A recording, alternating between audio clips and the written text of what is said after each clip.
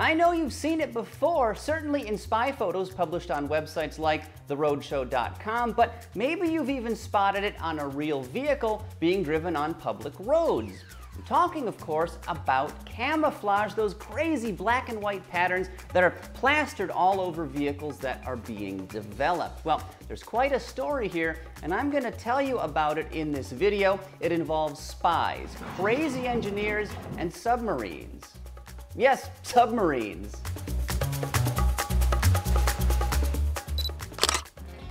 Automakers, like other large organizations, carefully control the flow of information. What we learn about upcoming vehicles when they debut, it is all meticulously coordinated, and it's understandable they don't want prying eyes getting a glimpse of upcoming products before they are absolutely ready, and that is where camouflage comes into play. But you'd think dressing a car up to look like some rolling zebra would just attract more attention than if they painted it beige and stuck a Corolla badge on the back. If you look at it, the swirls and the patterns make it harder to really understand what you're looking at and to see those body lines. Sherry tells me the patterns they use tend to be random because they don't want just one or two of them to be synonymous with Nissan. Now also, they had to change up some of their designs in recent years, and for a curious reason.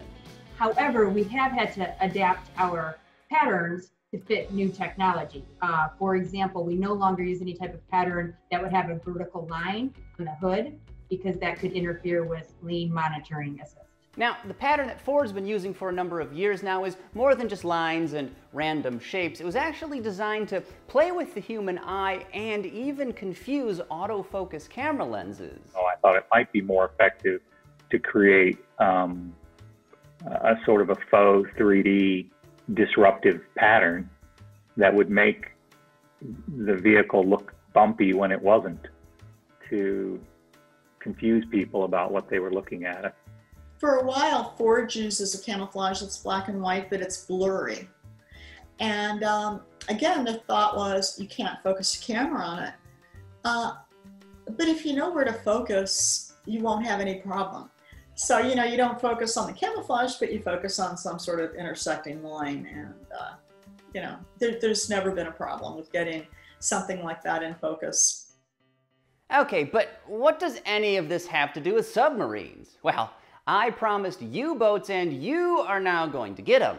So, the camouflage that's used on vehicles today is inspired by the so-called Dazzle patterns that were used on ships, particularly during World War I.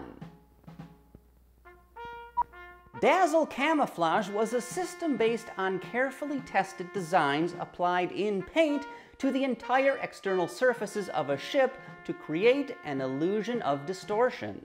The juxtaposition of the shapes was designed to distort the outward appearance of the ship viewed from the low perspective of a submarine periscope. Dazzle patterns made it harder to tell which way a vessel was going, the speed it was moving, and even how far away it was. And all of that made it much more difficult for submarines to target and attack surface ships. And at a distance with waves and mist, I can totally see how this would confuse the eye. But what worked on ships during the Great War isn't necessarily as useful on vehicles in peacetime. The efficacy of camouflage is debatable. It depends on the lighting. So some of them, it actually does the opposite. Like when it's backlit, it'll show all the character lines of the vehicle.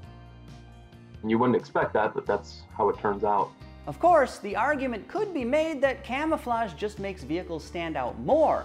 Blending in with traffic could be a better option. GM was developing the Express minivans. Before they came out, they had a couple prototypes running in Death Valley. It was the best camouflage. There was a window sticker on the car, so a fake window sticker, making it look like it was a new vehicle and it was just purchased. And one was camouflaged as a plumbing company truck. And the other one was camouflaged as an airport shuttle. As you might imagine, automakers aren't necessarily fond of spy photos, but there's not a whole lot they can do about them. At some point in the engineering process, every vehicle has to be driven on public roads. We have accelerometers, we have tons of road load inputs from all the roads in the United States, and we have all of our 4-post testers, and we have our wind tunnels, but we still got to do real world. We still got to do high heat, high humidity temperature in some remote location, or cold winter testing. Spy photos happen. We're in a very competitive business, so we can't stop that because the public wants to know what's the next big thing, the next big car or feature that's going to come out there. Our job is to protect Nissan assets as we're developing them, and yet still let our engineers work on the road, not too hindered. So we got to find that right balance. Unfortunately, some product development folks are pretty protective of the vehicles they're working on, which can lead to some unfortunate situations. I have been physically assaulted. I've had my nose broken. She's also accidentally been hit by a car, had rocks thrown at members of her team, and witnessed all kinds of crazy unsafe driving. The behavior of some engineers notwithstanding, these photos can actually benefit automakers. But the PR people love it. Marketing loves it. It just provides them with literally millions of dollars of free advertising. When a spy photo does happen, and they do happen, we like reading how they interpret the car and what they think it is. Oh, they're off base by so much, we did a good job, or they guessed at this right. So we sometimes enjoy reading how people interpret what they see. So there you go. That's the story on vehicle camouflage, complete with submarines.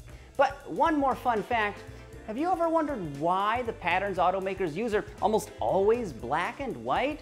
Well, obviously these two hues have the most contrast, but I've also been told that cost is a major factor. Just like the ink cartridges in your printer, it costs a lot more to go with color than it does with just black and white. And of course, when you've got hundreds or maybe even thousands of prototype vehicles running around all over the world, that can really add up. Anyway, thank you so much for watching this video, and of course, if you enjoyed it, consider giving it a thumbs up and make sure you subscribe while you're at it.